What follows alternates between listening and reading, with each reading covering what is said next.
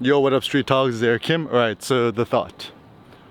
What do you aspire to become? So, my general gist is this.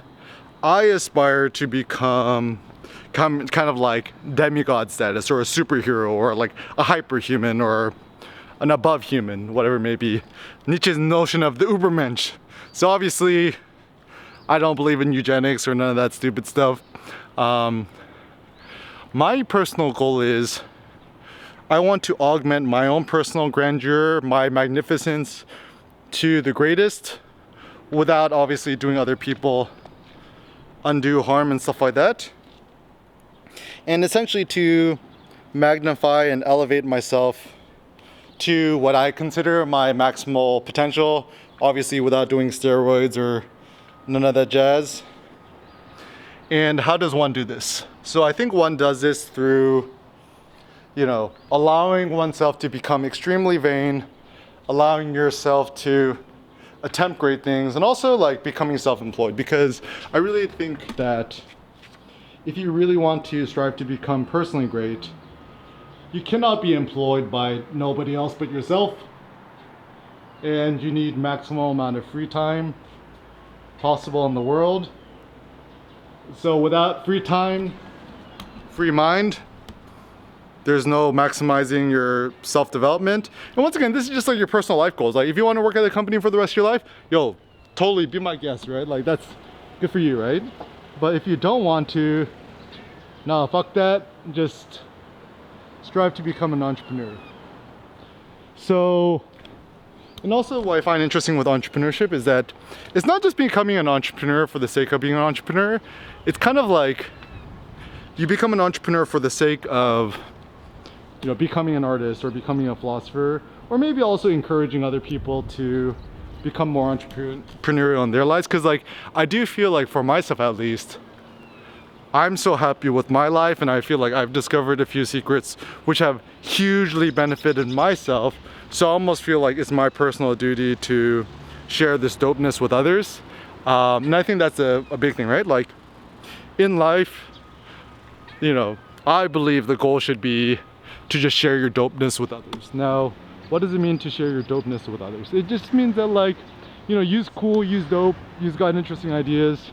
And it's not really a matter of right or wrong. It's more of like authentic or inauthentic, and to have the courage to stand up for what you believe in and to not do nothing you don't believe in, and to essentially, like Gandhi said, become the change which you wish to see in the world. I think this is the slavery memorial from Brown campus, where they actually acknowledge that. So it says, this memorial recognizes Brown University's connection to the transatlantic slave trade and the work of African and African Americans, enslaved and free, who helped to build our university, Rhode Island, and the nation. And the 18th century slavery permeated every aspect of social and economic life in Rhode Island. Rhode Islanders dominated the North American share of the African slave trade. Did not know that. Launching over 1,000 slaving voyages in the century, before the abolition of the trade in 1808, and scores of illegal voyages thereafter.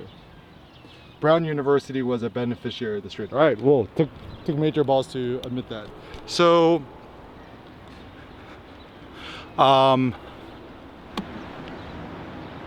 yeah, so essentially, like in terms of sharing your dopeness or sharing yourself with others and the world, I think the basic gist is to know that everyone is different, you're different, and the goal isn't for you to become somebody else.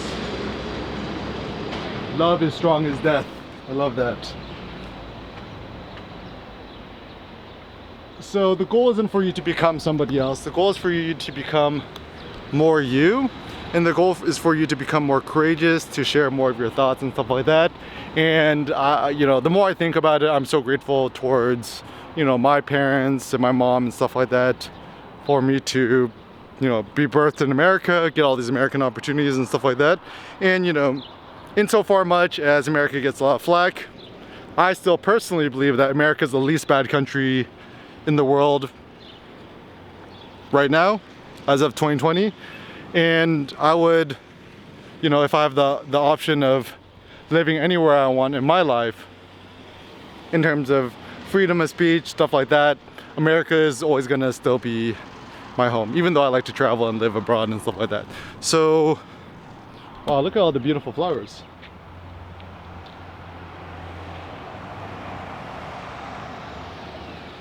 So know that no matter how sad things get, there's always gonna be flowers somewhere.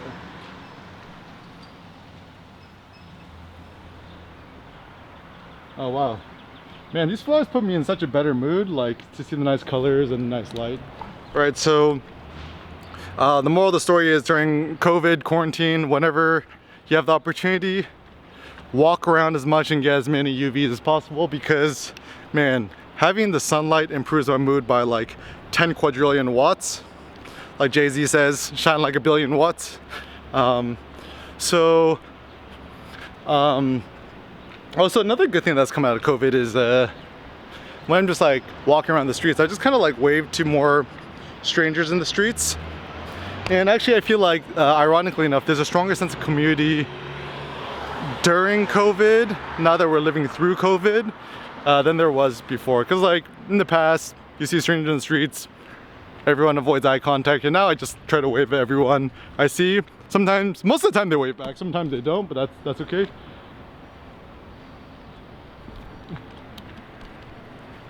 And so yeah, so just know that your life is short, but the cool thing is when you make photos, videos, writings, vlogs, blogs, whatever it may be, you know, obviously sooner or later even the internet will decay and digital things will decay as well. But at least like the more stuff you make, obviously like most certainly the more likely things are to exist and to stick afterwards, right? And I think that's also why like people in the past, you know, when life was a lot more uncertain, would have like 10 kids, because who knows, maybe all of them die. And I figured like even like some of the queens of England, right? Like they give birth to like 8 kids and like 7 of them die from like tuberculosis or whatever it may be. So certainly from like a genetic evolutionary perspective, to have more children than, to have more kids and less kids seems like a pretty cogent idea, and something that seems like it's quite smart.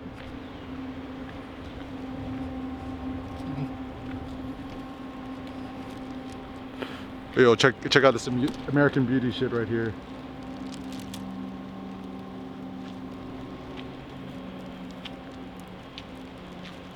What does it mean?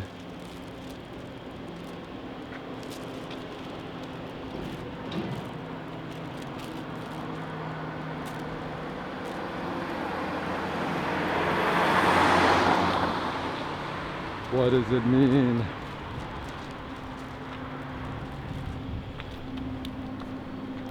Yeah, are we having so much fun together? Yeah, I'm like trying to channel my Mr. Rogers vibes, right? So yeah, it's a beautiful day in the neighborhood, a beautiful day in this neighborhood. Would you be mine? Could you be mine? Da, da, da, da, da, da, da, da, da. Alright, so yeah, like some vlogging YouTube tips too. Yeah, allow yourself to be kind of weird and wacky, and try not to take all this too seriously. I think the road to knowledge and wisdom concludes once people become a little bit too sour and too stiff. So I think even those Democritus, the pre-Socratic philosopher, I think he was known as the laughing philosopher, which I kind of like. That means that, you know, you don't take life too seriously and just kind of have fun with it. Or even I think Empedocles, or I think Heraclitus said, time in reality is just a child playing with draughts or playing a game of checkers or chess beautifully. So know that life is simple and sweet, and let us enjoy this beautiful fruit of life.